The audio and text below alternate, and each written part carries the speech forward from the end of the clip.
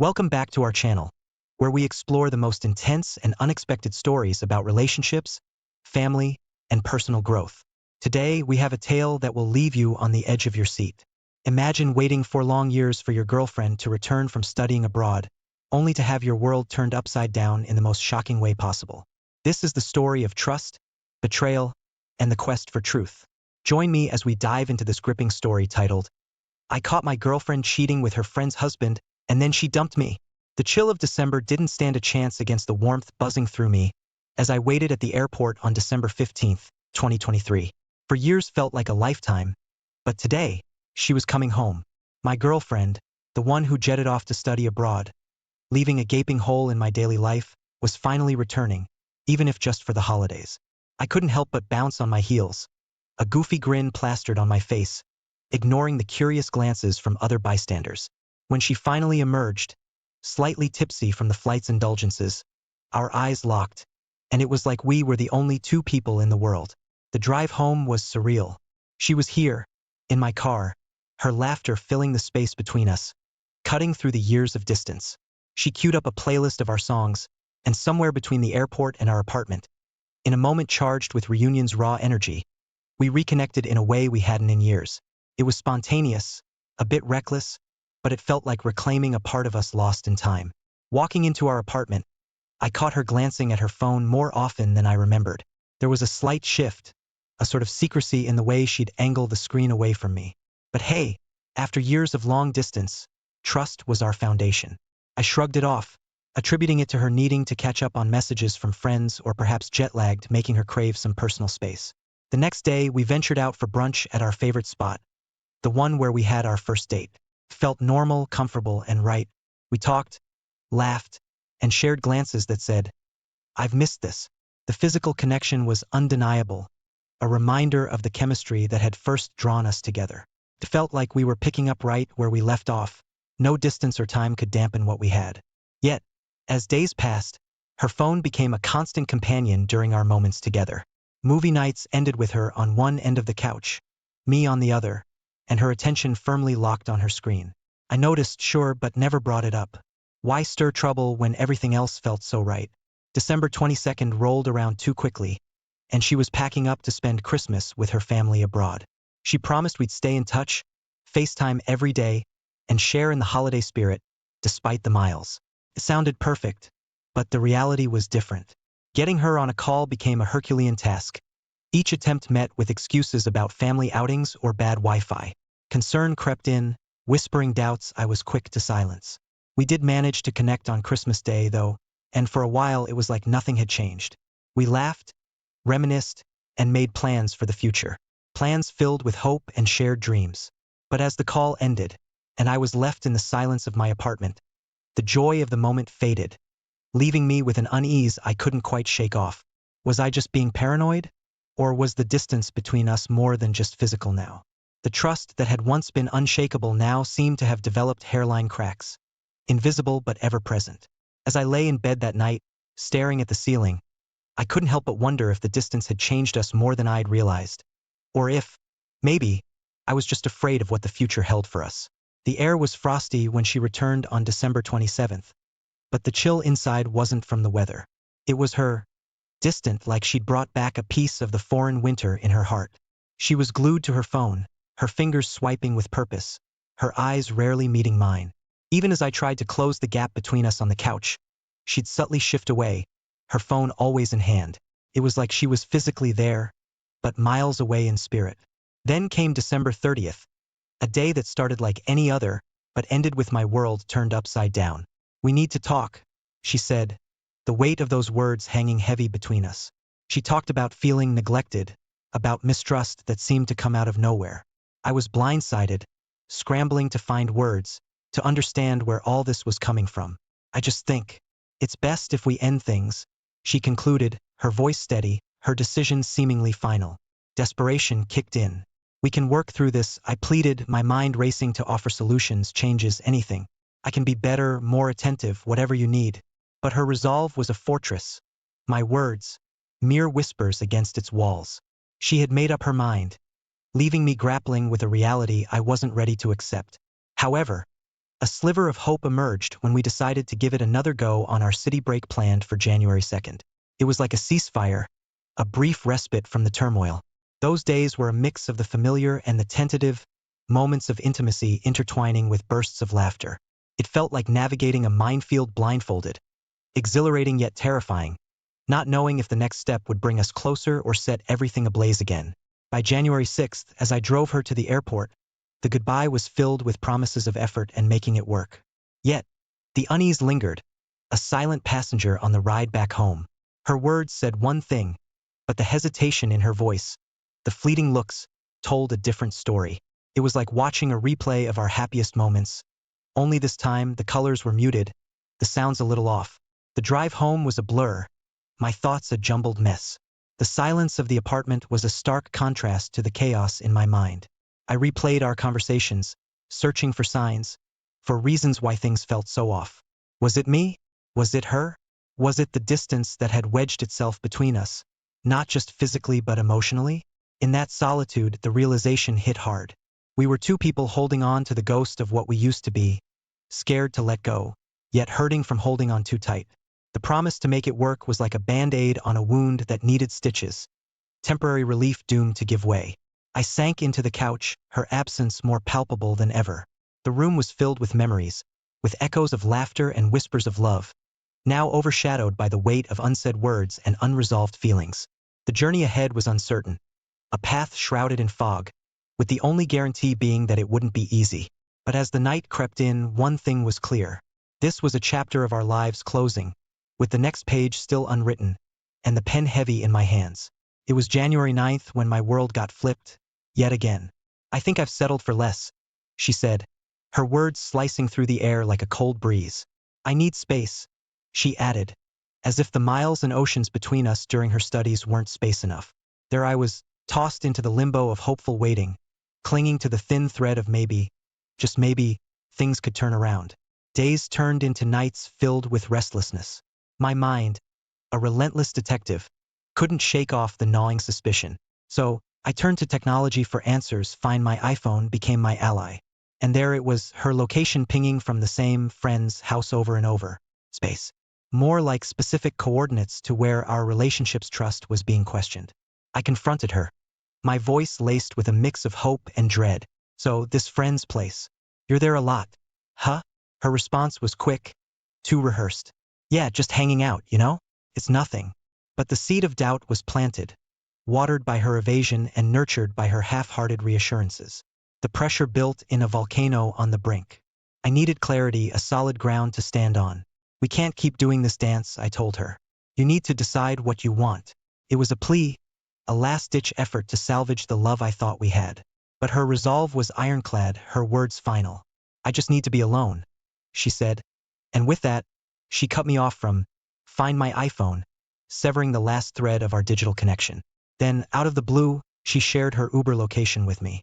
The destination? The same house. A cruel twist of fate or a slip-up, it didn't matter. It was a breadcrumb trail leading to the truth I wasn't sure I wanted to find. I confronted her again, my frustration boiling over. "You keep ending up at this place. You're telling me there's nothing going on?" Her denial came as swiftly as before, a well-rehearsed script, devoid of guilt. "I've told you, it's not like that," she insisted, but the conviction was missing, her words hollow. The realization hit me like a freight train. The person I loved, trusted, and waited for was now a stranger. Her actions and words weaving a web of deceit I could no longer ignore. The fabric of our relationship, once woven with threads of love and trust, was now frayed, torn by lies and secrets. As I sat alone, the silence of the room amplifying the chaos in my mind, I understood that this was more than just about her needing space or finding herself. It was about respect, honesty, and the painful truth that sometimes love isn't enough to bridge the gap between two hearts drifting apart. The chapter of us, once vibrant and full of promise, was closing, leaving behind a trail of what-ifs and memories fading into the backdrop of a love story that lost its way. The moment we blocked each other on all social media, it felt like plunging into an ice-cold ocean, the shock of it leaving me gasping for air. There I was, floating in a vortex of anxiety, doubt, and the kind of betrayal that eats at you from the inside out. The silence from her end was deafening, a stark contrast to the chaos unfolding in my mind. It was in one of those long, sleepless nights that I stumbled upon something that turned my world upside down. Spotify, of all things, became the unexpected witness to her infidelity. Their playlists, a digital tapestry of songs, each one a thread in the story of her betrayal. It was like discovering a secret language, one that spelled out my worst fears in melodies and lyrics. Driven by a cocktail of hurt and desperation, I dialed her number, my heart pounding against my chest. The phone rang, each tone a step deeper into the abyss. Then a click. Hello? Her voice, once my comfort, now a sharp reminder of our fractured reality. Is it true? I managed, my voice barely above a whisper. There was a pause, heavy and loaded, before she hung up, a brief but definitive confirmation of my suspicions. Minutes later, my phone buzzed. A text from her, apologizing for being rude, as if manners were the crux of our problems. Couldn't hold back. Tell me the truth. I texted back, my fingers trembling over the screen. And she did. There's someone else, she admitted. Her words like a final nail in the coffin of our relationship. She spoke of love for this new man, citing the attention he lavished on her, attention I supposedly failed to provide. I sat there, phone in hand, a numbness spreading through me. The depth of her deceit was breathtaking. All those times she'd asked for presents, for tokens of my affection, she'd been nurturing another relationship behind my back. It wasn't just the infidelity, it was the calculated manipulation of my feelings, keeping me as a safety net while she explored new possibilities. The realization was a crushing blow. I'd been a pawn in her game, my love and commitment exploited for her selfish needs. The weight of this truth was suffocating, pressing down on me until I felt I could no longer breathe. I was left to grapple with the shattered pieces of what I thought was a partnership built on trust and mutual respect. As I reflected on her actions, the scale of her betrayal unfolded before me. It wasn't an impulsive mistake or a momentary lapse in judgment. It was a series of calculated decisions made at the expense of my trust and emotional well-being. The person I had loved and trusted for years had become a stranger, her actions alien and cruel. In the aftermath, I found myself spiraling, each day a battle against the tide of emotions threatening to pull me under. The pain of her betrayal, the humiliation of being deceived, and the realization of my own naivety converged into a storm of despair. But amidst the wreckage, a painful clarity began to emerge. I understood that this wasn't just about her infidelity or the end of our relationship. It was a harsh lesson in self-respect and the importance of recognizing one's worth.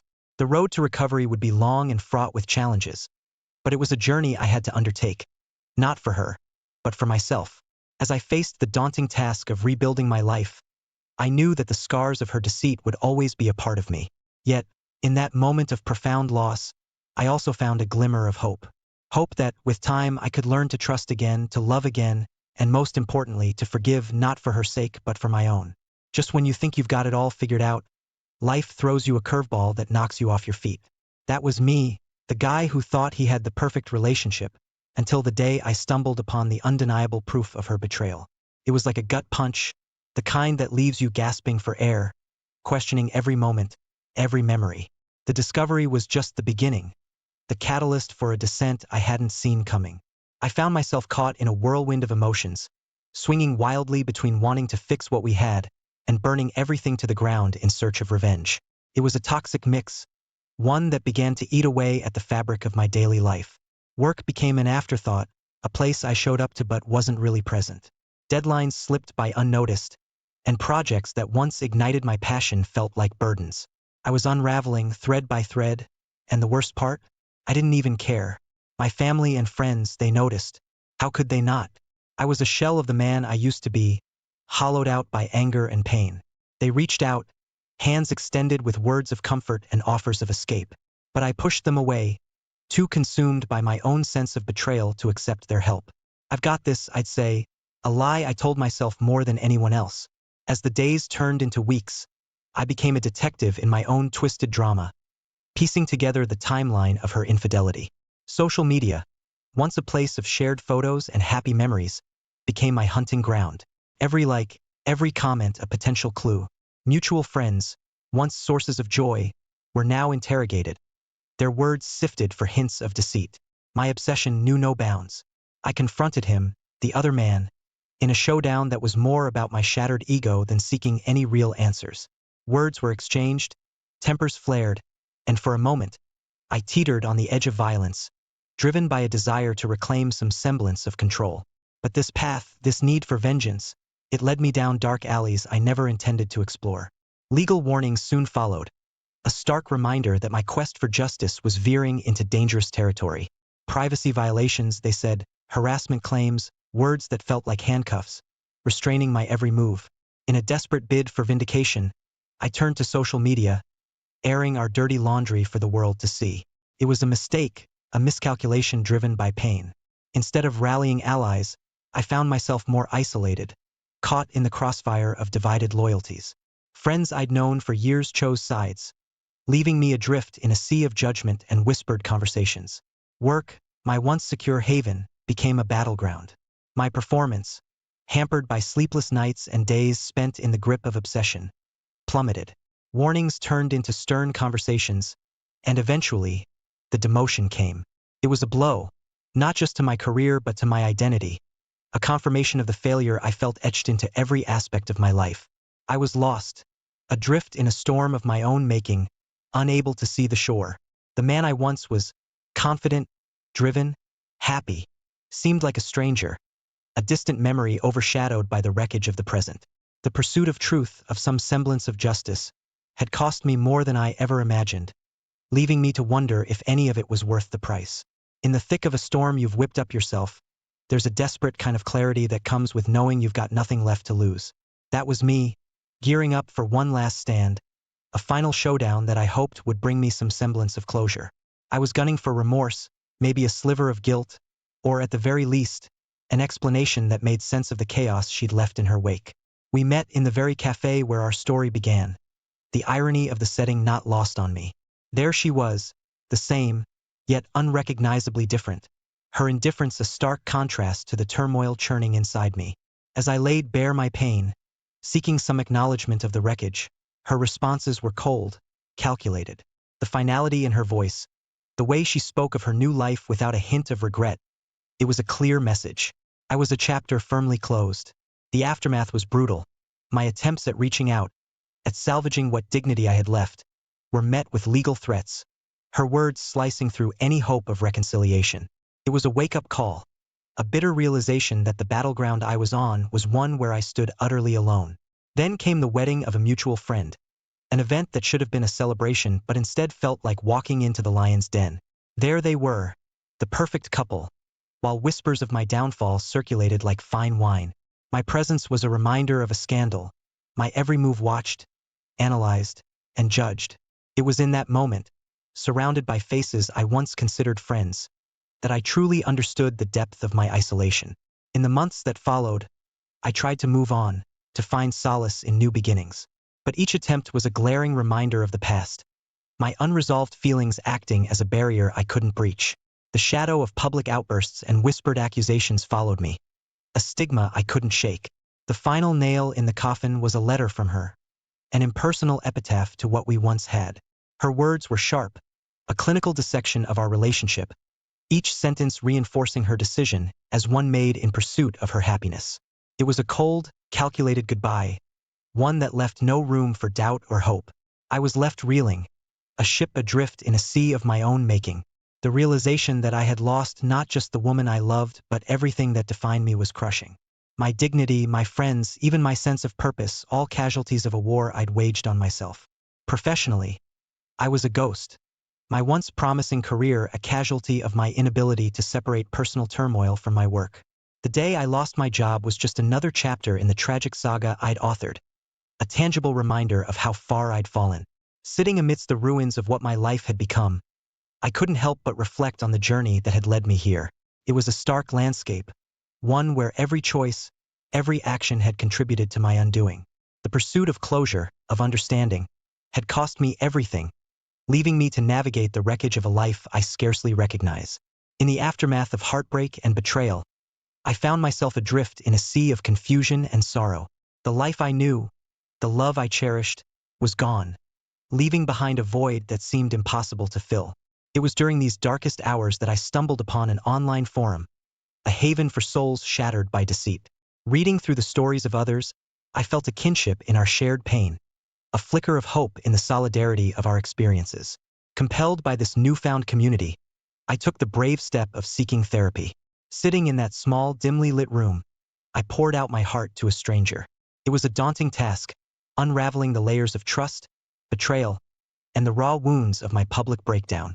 Yet, with each session, I felt a weight lifting, a clarity emerging from the fog of my despair. It was during this period of self-reflection and healing that fate threw a curveball my way, a chance encounter with a woman who sparked something in me I thought was lost forever. Her laughter, her empathy, it offered a glimpse of what could be. But the specter of my past loomed large, the scars of betrayal too fresh, sabotaging what little hope we might have had for something more. The realization that I needed a fresh start was sudden but undeniable. I decided to move to a new city, to leave behind the ghosts of my past relationship and the failures that haunted me. Packing up my life was a bittersweet journey through memory lane. Each photo, each memento a reminder of better times, tinged with regret and what-ifs. Arriving in my new city, I was met with the harsh reality that escaping my past was not as simple as changing my address. Despite the physical distance, the reach of social media and the whispers of mutual connections ensured that my reputation had followed me. The shadow of my former life cast a long, dark silhouette over my attempts to start anew. The offer of a new job provided a much-needed distraction, a chance to rebuild my professional life and, perhaps, my sense of self. Yet, connecting with my new colleagues proved challenging. The fear of repeating past mistakes, of opening up only to be hurt again, kept me at arm's length, trapped in a self-imposed exile. In search of an outlet, a way to process my journey and perhaps help others navigating their own paths through heartbreak, I started a blog. Writing anonymously, I shared my story, my mistakes, my lessons learned. The act of putting words to my pain, to my growth, became a therapeutic endeavor, a way to make sense of the chaos that had once threatened to consume me. Now, as I stand looking out over the skyline of my new city, I'm struck by the duality of my circumstances.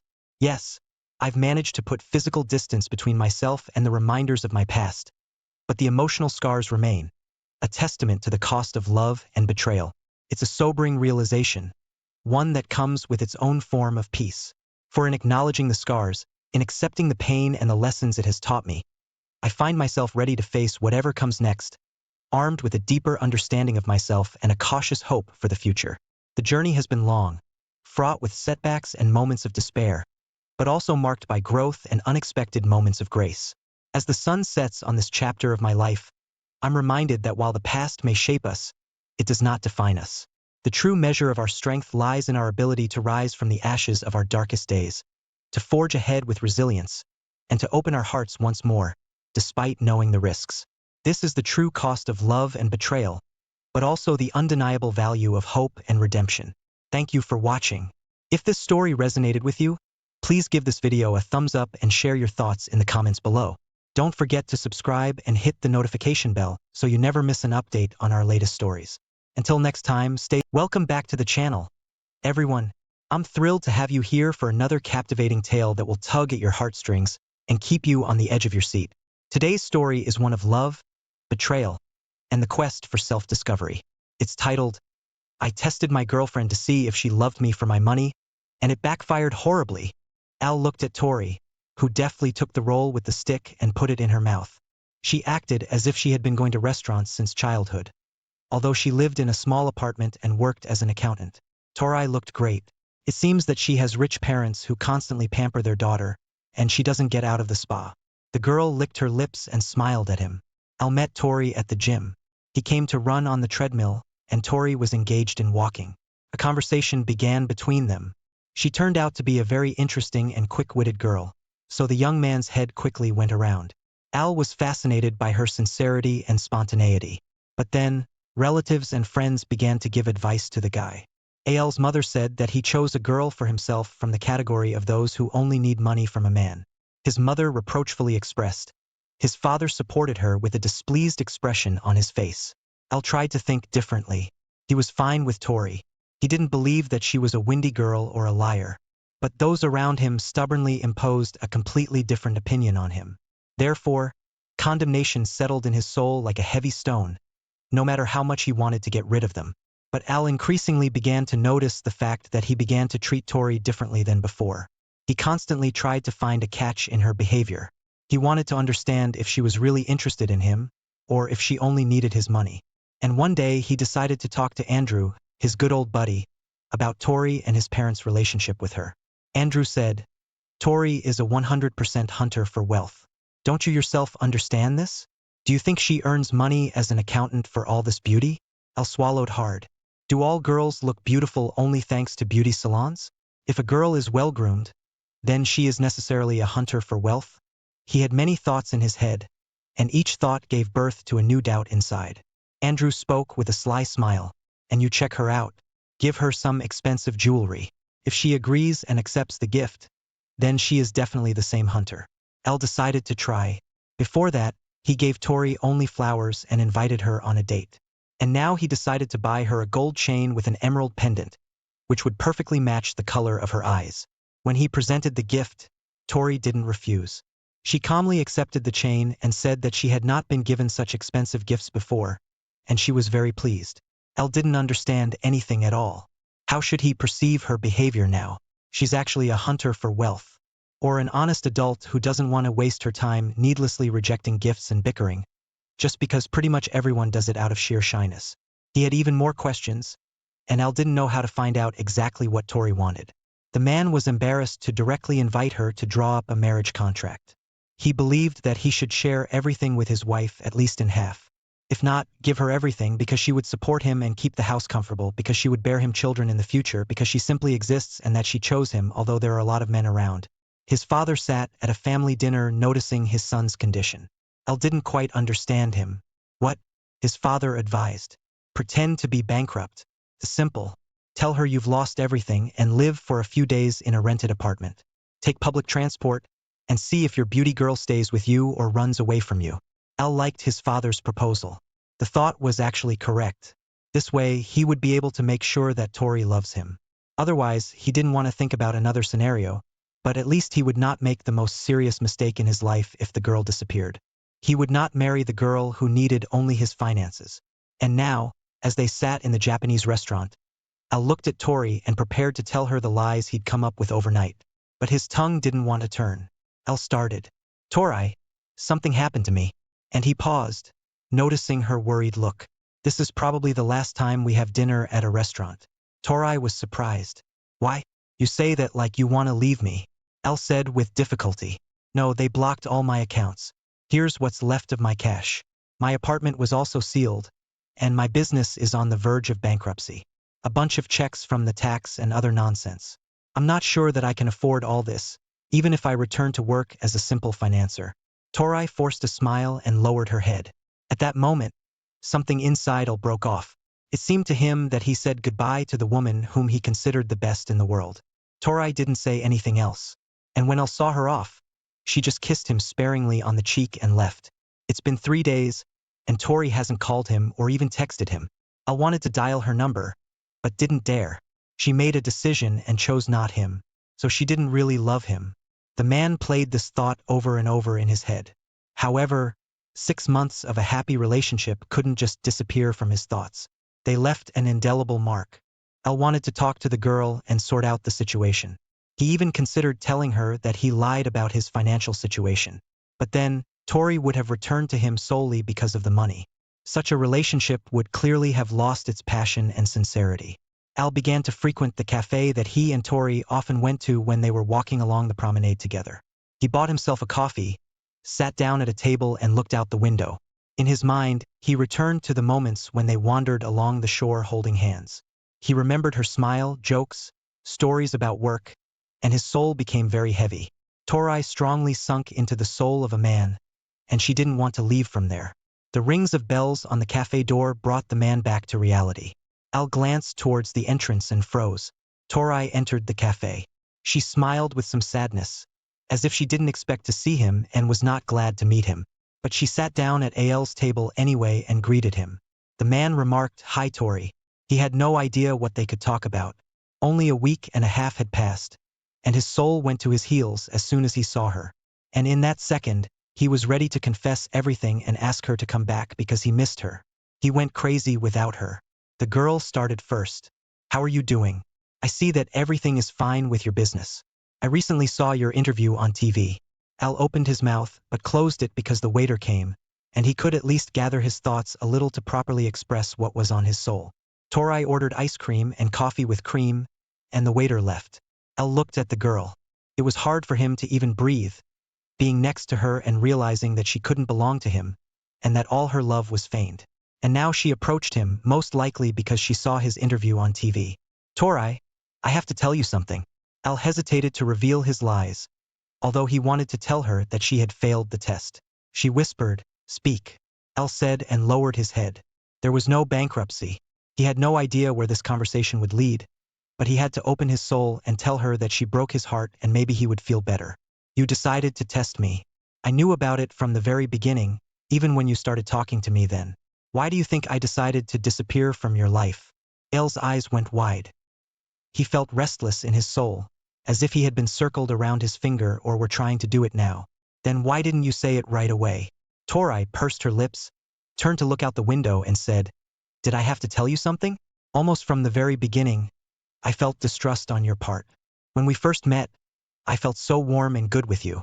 I was sure that I had found the very man I could rely on, whom I could trust, and that it would be mutual.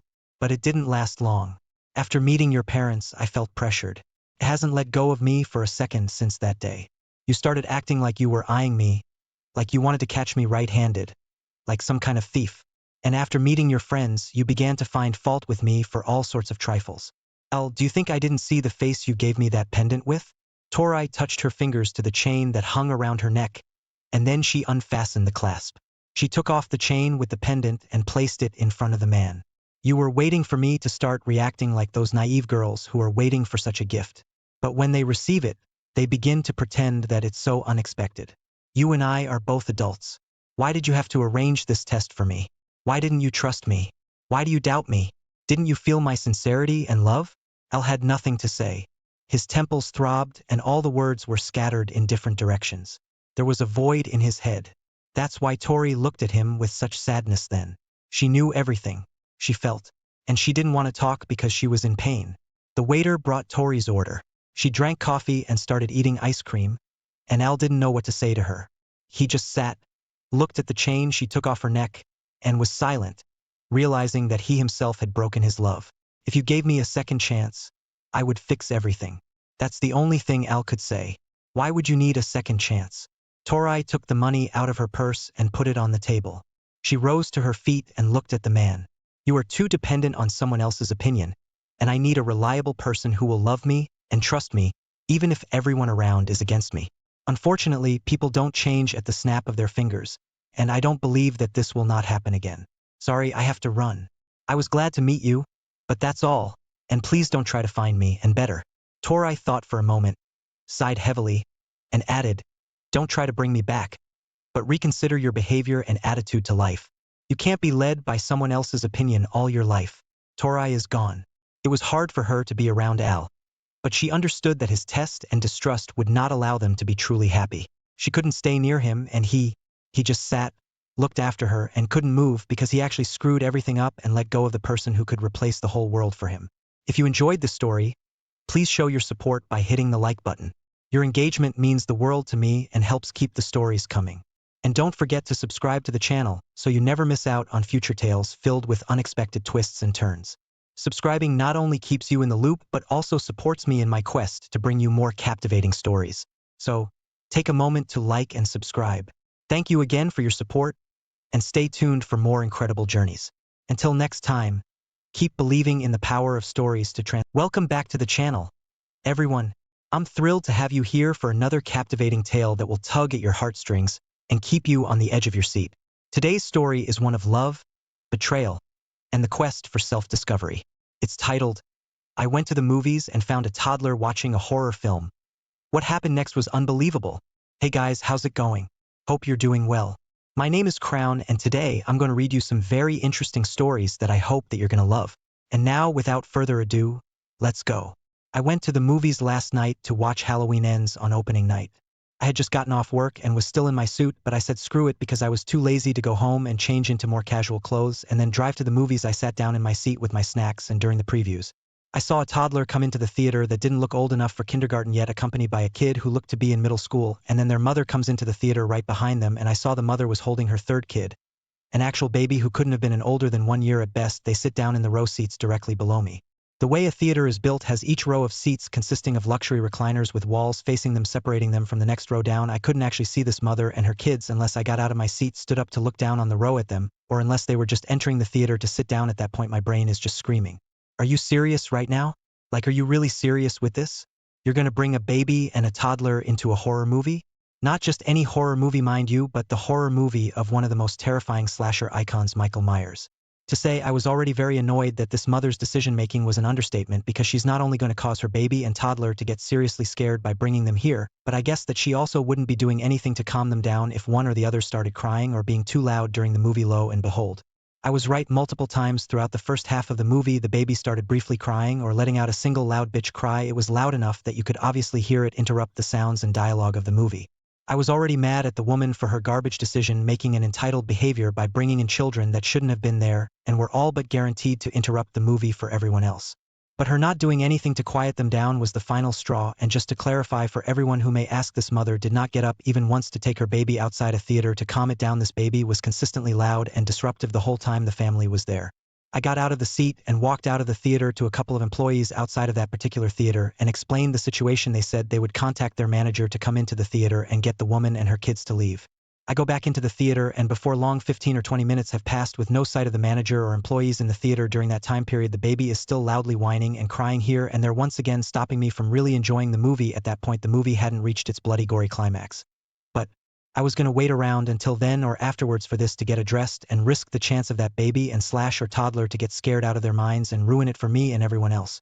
I got up again and went to talk to the employees again, and that's when they finally got their manager to go into the theater and talk to the woman to get her and her kids to leave. I stood off to the side by the giant hole when you enter the theater watching the movie as a manager and an employee talked with the mother, so I never got to see what actually happened or what was said. The mother and her two younglings had already interrupted the movie enough for me, and I wasn't going to miss another second by focusing on them about to get kicked out. A little over 5 minutes later, the employee came back by me and said they are about to leave the theater. I saw the mother carrying her baby followed by her middle school-aged child and the toddler carrying her sippy cup leaving the movie theater. I and everyone else finally got to watch the rest of the movie in peace, which was about another 40 to 45 minutes and just so happened to be the best part of the movie. After the movie was over, I found the manager that kicked the mother and her kids out to thank her for fixing the problem. She told me it was no big deal, and that actually legally the mother should have never been allowed to see that movie in the first place. According to the theater's policy, children under 6 old cannot enter R-rated movies after 6 p.m.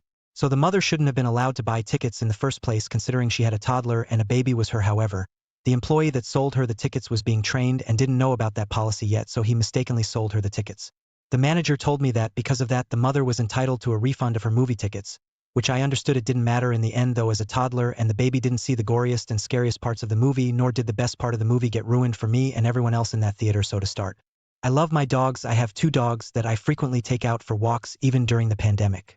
Both are rescues and have gone through way more hard stuff than I did. I decided to take Josephine, the oldest, out for a walk since Millie, the youngest, is fast asleep. We took the route we usually take when we go out for walks. I then noticed that there is a new donut shop that opened. The donuts looked nice and delicious, so I decided to grab some. Only thing is, no dogs are allowed to go inside, but the owners were nice to leave a spot outside for dogs.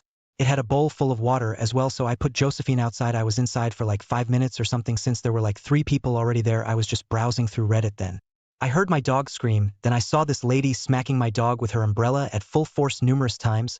I quickly rush outside and say, "What are you doing, lady?"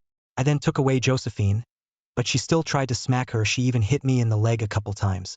I kid you not, these are the exact words that came out of this lady's mouth: "Your dog scratched my car." Her car was across the street, by the way, far away from Josephine. She went to this friend and said that I let my dog wander outside without a leash and that she had to chain my dog after she scratched her car.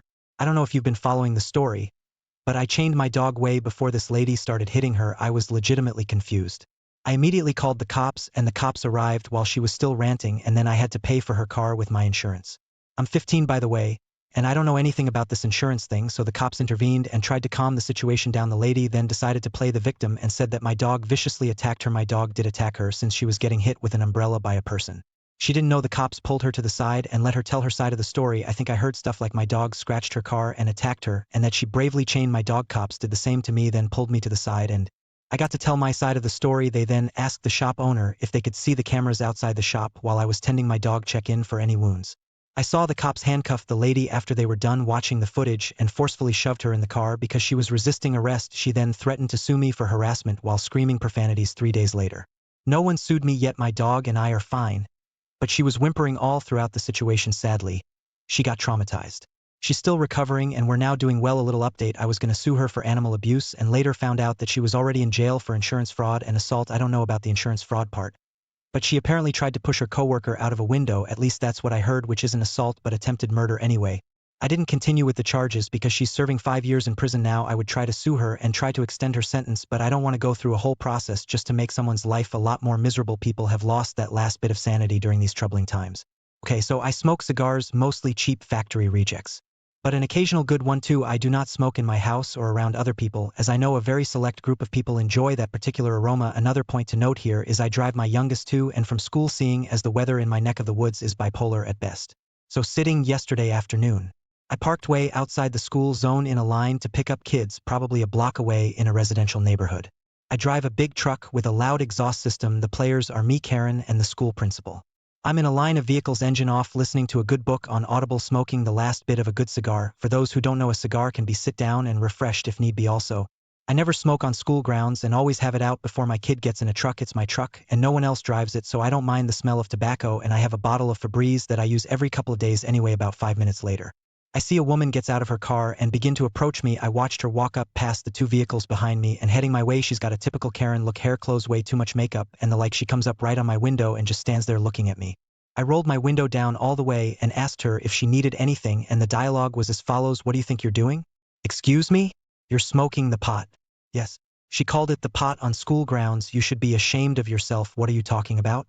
I can see it in your hand and smell it. Well, obviously you can't smell it because this is a cigar. I don't think so. I am calling the police. Knock yourself out, you weirdo. After her brain short circuits from being talked to like that, she tried to open my door, which was locked. Then she reached in my window and tried to grab the cigar out of my mouth. Now, life has taught us all from a young, very age that fire is hot and things that burn from fire are also hot, but physics never seem to be on the forefront of these jerks.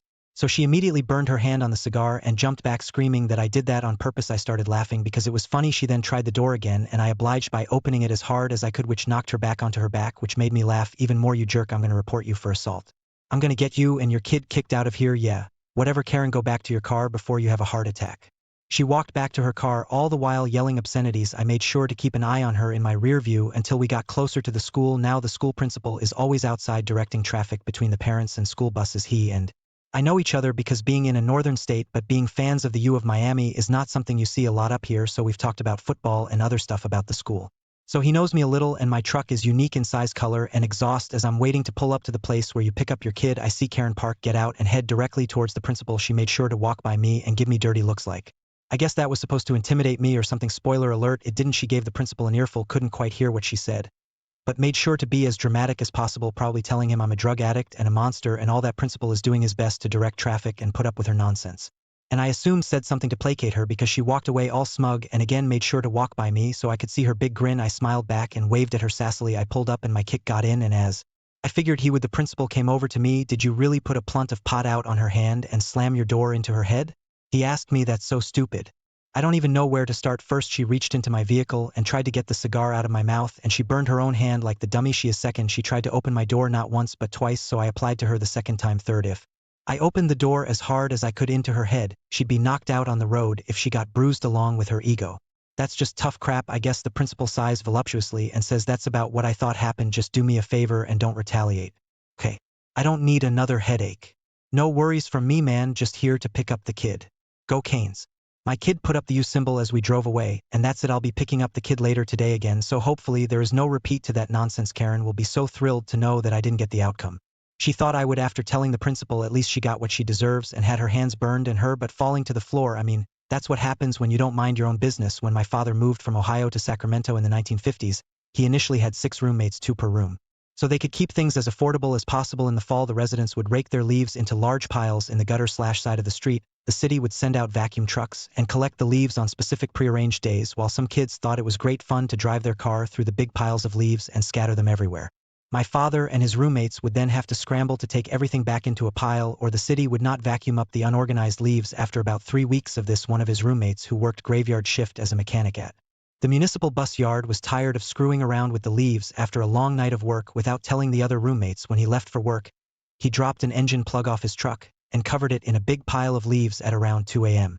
There was a horrific crash that woke up all the neighbors. Fortunately, the kids in the car were not beat up too badly since the car was not only going about 15 miles per hour upon impact. It turns out the kid who was driving was the son of a police officer. When the cops contacted his father, he asked if his son was injured. When he was told he was fine, his father told the cops to let him walk home and not under any circumstances.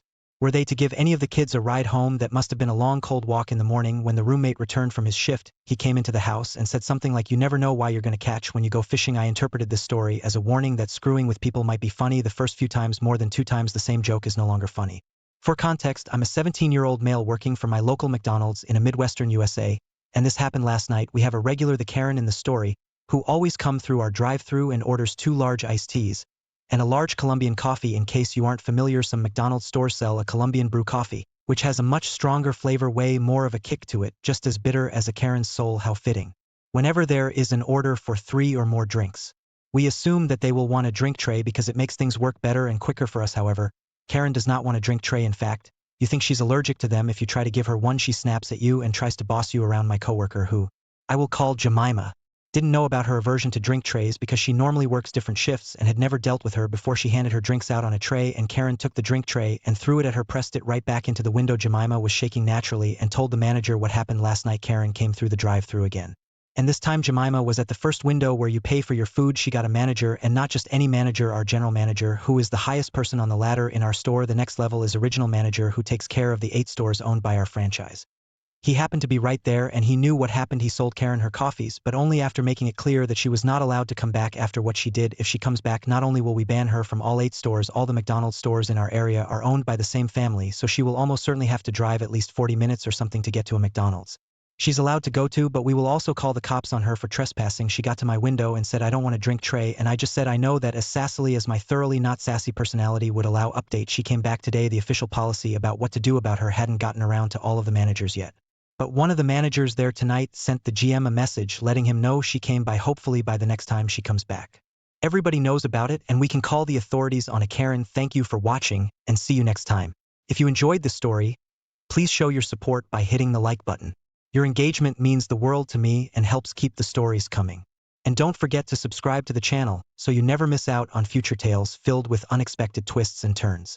Subscribing not only keeps you in the loop, but also supports me in my quest to bring you more captivating stories. So, take a moment to like and subscribe. Thank you again for your support, and stay tuned for more incredible journeys. Until next time, keep believing in the power of stories to Hey there, welcome back to the channel. If you're new here, your go-to storyteller for tales that unravel the complex tapestry of relationships, family dynamics, and the unexpected twists life throws our way. Today, I have a story that's both heart-wrenching and empowering. It's titled, "My 20-Year Marriage Was a Lie. Walked In on My Wife and Her Secret Lover."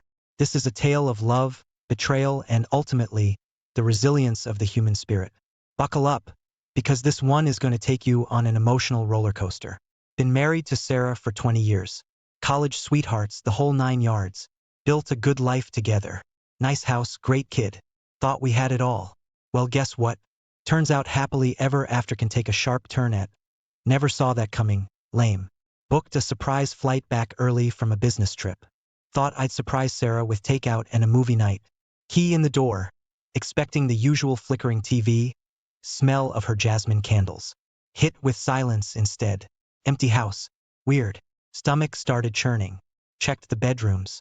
Master door was unlocked. A sliver of light peeked out. Pushed the door open slowly. There it was. Like a scene from a bad soap opera. Sarah. Tangled in the sheets with some random dude. Rage? Yeah. There was rage. But mostly a cold emptiness. Didn't yell. Didn't scream. Just a strangled noise that escaped my throat. The dude scrambled out of bed. Fumbled for his clothes. And bolted. Sarah? Tears, apologies, a babbling mess. Didn't hear a word. Just stood there, the picture of betrayal hanging in the air. That's when the plan started forming. Didn't want a screaming match, throwing things. Needed to be clear-headed, strategic. Feigned acceptance, told her we'd talk in the morning. Spent the night on the couch. The image of them burned into my brain. Morning light brought a strange kind of calm. Pretended everything was normal while secretly gathering evidence. Phone records, receipts, anything to prove what happened. Hired a lawyer, a shark. The kind who takes no prisoners, especially cheating spouses. Sarah noticed the lawyer. Panic set in. She tried talking, pleading. Didn't care. The truth would come out and she'd pay. The lawyer was good. Found hidden bank accounts, a trail of secret art sales Sarah had been keeping from me. Turns out, while I was grinding away at work, she was playing the starving artist with a secret stash. The divorce was brutal. Exposed the affair in court filings. Sarah became the town pariah. The other guy vanished without a trace. Justice, in a way, got full custody of our son. He needed stability, away from the wreckage of our marriage. Sold the house, a fresh start for both of us. It wasn't easy. Therapy sessions helped me and my son navigate the emotional fallout. Leaned on old friends for support. Slowly, tentatively started dating again. Met someone new recently. She's kind, funny. Everything. Sarah wasn't at the end. Still a work in progress, but I'm moving on. Learned a harsh lesson, but one that made me stronger. There's life after betrayal, and sometimes, revenge is best served cold, calculated, and with a killer lawyer by your side. Life with a newborn wasn't easy, but it was good. Sleepless nights, mountains of laundry, the usual. Sarah seemed happy, the baby healthy. Then things started changing, slowly at first. Remember that whole focusing on her art career thing? Seemed forgotten. No more late nights in the studio, paints collecting dust. Work became my world. Climbing the corporate ladder to support our growing family. Didn't mind. That's what husbands do, right? Then came the weird stuff. Little things at first. Unexplained charges on the credit card. A new perfume I didn't recognize clinging to her clothes. Ignored it. Figured I was just tired. Big mistake. The late nights working on art started.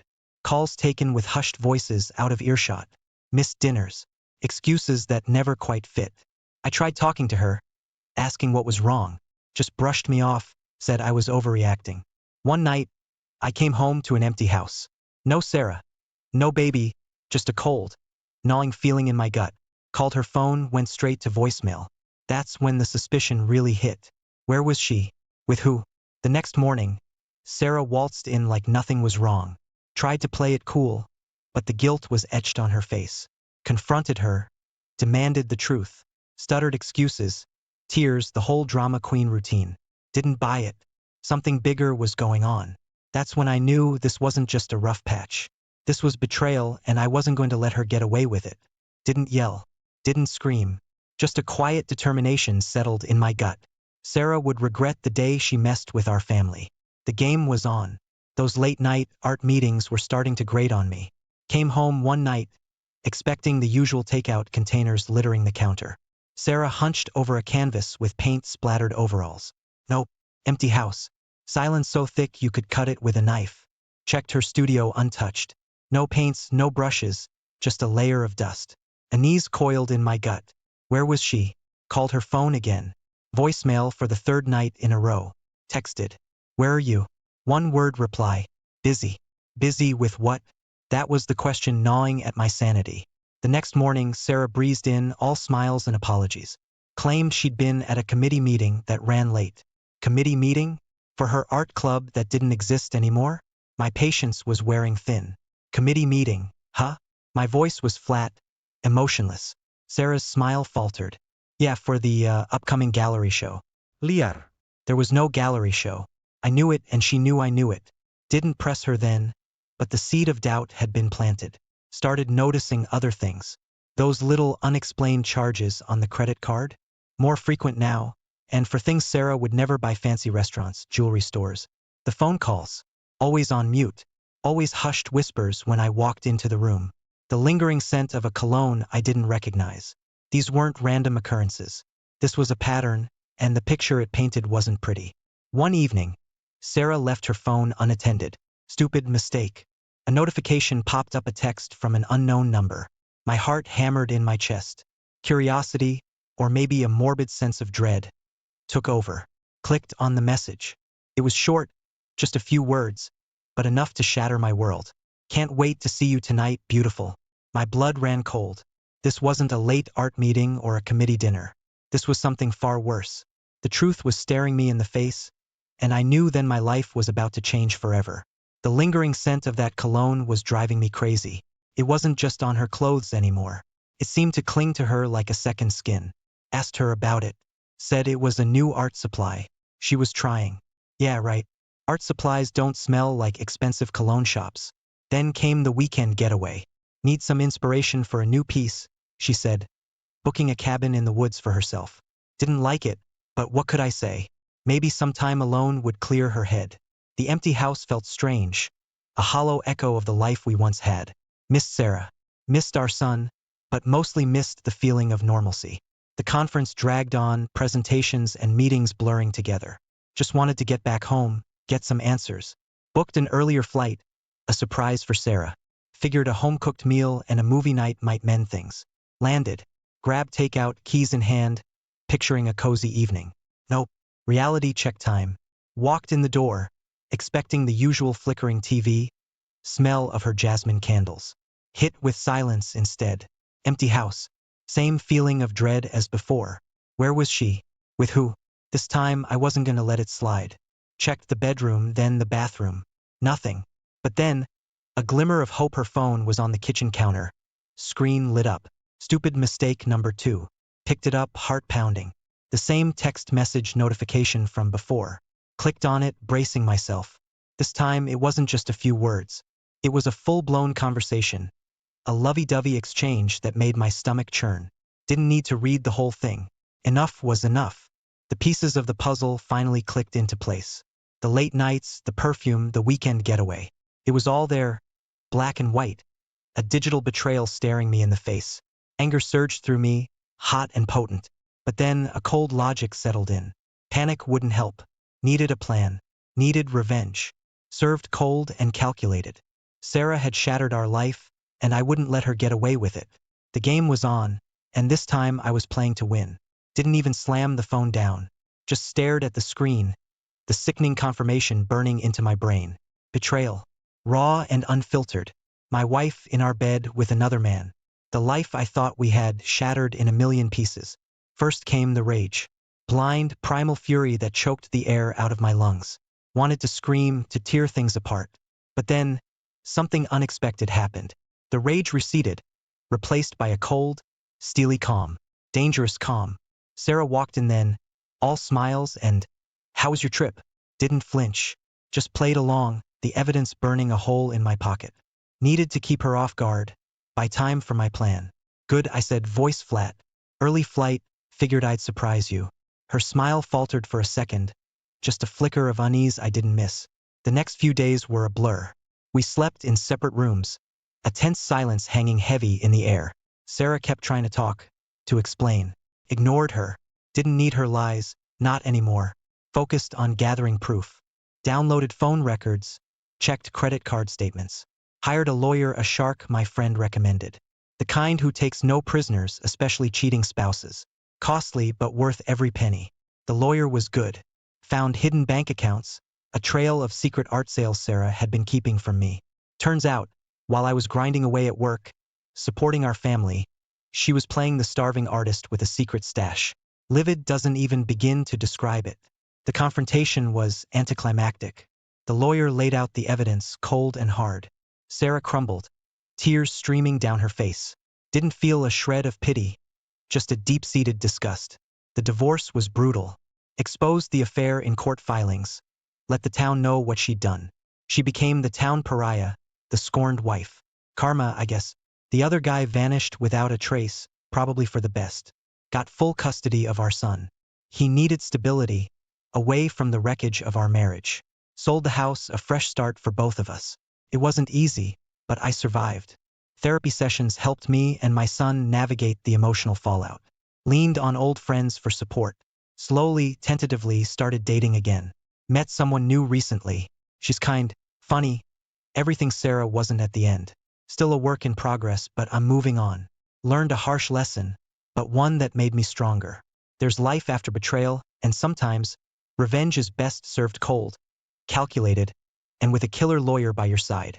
Don't let anyone mess with you or your family. Fight back. That's what I did. The silence after Sarah's breakdown was deafening. No tears, no apologies, just a whimpered plea for forgiveness. Didn't even look at her. didn't deserve eye contact. The betrayal was a fresh wound, raw and throbbing.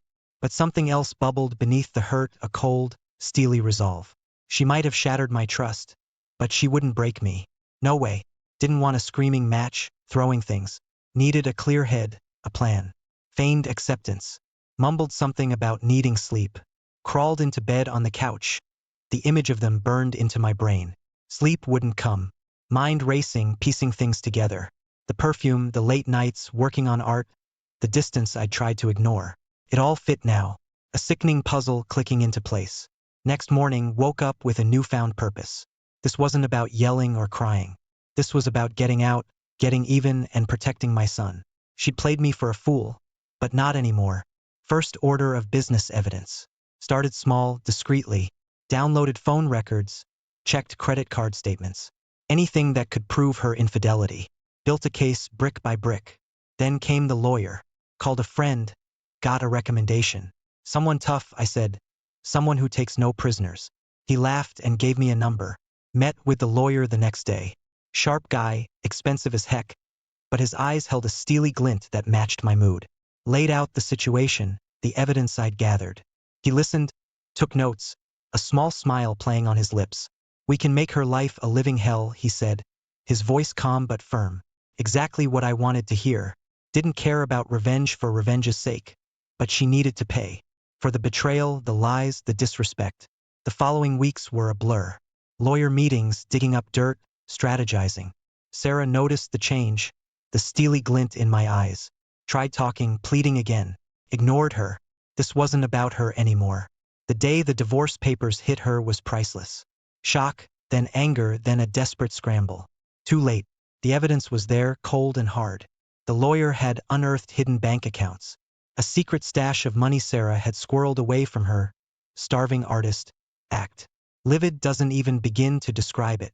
The divorce wasn't pretty, but it was mine. Full custody of my son, the house sold, a clean break, a new beginning, away from the wreckage of our marriage. It wasn't easy, but I wouldn't trade it for anything. Stay tuned. There's more to this story. The lawyer called it financial warfare. Didn't care what they called it. Point was, Sarah wouldn't mess with me anymore. Changed all the bank passwords, froze our joint accounts. She could scream all she wanted, but the money train had stopped. We were living under the same roof, but it might as well have been different planets. Slept on the couch, ate microwave dinners. She tried talking, pleading, but I wouldn't give her the satisfaction. The only words that passed between us were the ones relayed through lawyers. The divorce filing hit her like a ton of bricks. Full custody, the house on the market. The lawyer didn't hold back. Then came the kicker. He exposed the affair in the court documents. Public humiliation, he called it. Savage but effective. News travels fast in a small town. The whispers started. Then the stares. Then the full-blown gossip. Sarah couldn't leave the house without someone pointing fingers. The other guy in the picture. Vanished without a trace. Coward. Didn't feel any pleasure in her pain, not really. But there was a strange sense of satisfaction. She'd betrayed me, our family, and now everyone knew. Karma, I guess. The divorce itself was a blur. Lawyers argued. Papers were signed. A judge finalized things with a slam of his gavel. Sold the house quickly. A fresh start for both of us. Except mine would be fresh and clean, hers, well, let's just say the town wouldn't forget anytime soon. Got full custody of my son, the most important thing in all of this. He was confused, scared at first. Therapy sessions helped, along with a ton of patience and reassurance. Slowly, we started rebuilding our lives, piece by broken piece. There were lonely nights, of course. Empty chair at the dinner table, the silence echoing in the house. But there were good days too, filled with laughter and board games. The simple joys of father and son. Then, one day, something unexpected happened. Met someone new at a local coffee shop. She was kind, funny. Everything Sarah wasn't at the end. We started talking, then going out for coffee more often. Maybe, just maybe, there was a chance for happiness again. It's been a long road, full of twists and turns. But I learned a valuable lesson. Life throws you curveballs, but you gotta keep swinging. Now, with my son by my side and a bright future ahead, I can finally say this. I'm moving on. And Sarah? Well, let's just say she's a chapter in my life that's permanently closed.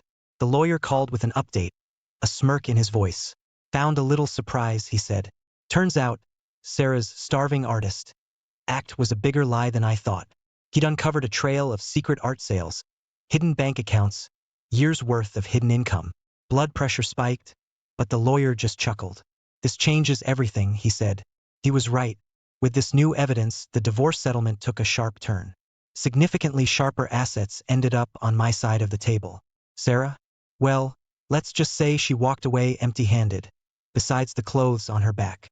Didn't feel sorry for her, not one bit. She'd played me for a fool, used me as a financial crutch while squirreling away money for her secret life. Now she could reap what she sowed.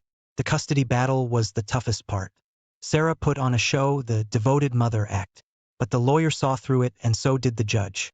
My son, bless his confused little heart, just wanted things to go back to normal. Therapist reports, school records, even Sarah's erratic behavior during the hearings. It all painted a clear picture. The judge's decision was music to my ears. Full custody to me, Sarah got visitation rights, but supervised. A bitter victory, but a victory nonetheless. Sold the house, a place filled with too many memories, both good and bad. New beginnings for both of us, I suppose. Except, mine would be with a clean slate and a happy son by my side. Hers?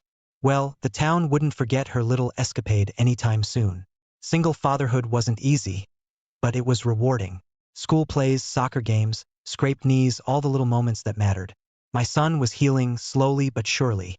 The therapist said it would take time, but seeing him smile again, genuinely smile, made it all worth it. Then, life surprised me again. Met someone new at a local coffee shop. She was kind, funny, everything Sarah wasn't at the end. We started talking, then going out for coffee more often. Maybe, just maybe, there was a chance for happiness again. This whole ordeal changed me. More cautious, yes, but not cynical. I learned a harsh lesson, but one that made me stronger. Life throws curveballs, but you gotta keep swinging. And sometimes, when you least expect it, good things come your way.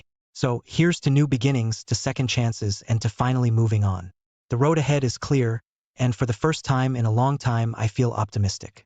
And to Sarah, thanks for the reminder that even in the darkest moments, there's always light on the other side. Wow, what a journey. If you found this story as gripping as I did, make sure to hit that like button, share your thoughts in the comments below, and don't forget to subscribe to the channel for more stories like this. Also, hit the bell icon to get notified every time we upload a new video. Thanks for watching, and until next time, stay strong, stay resilient, and remember, even in the darkest moments, there's always a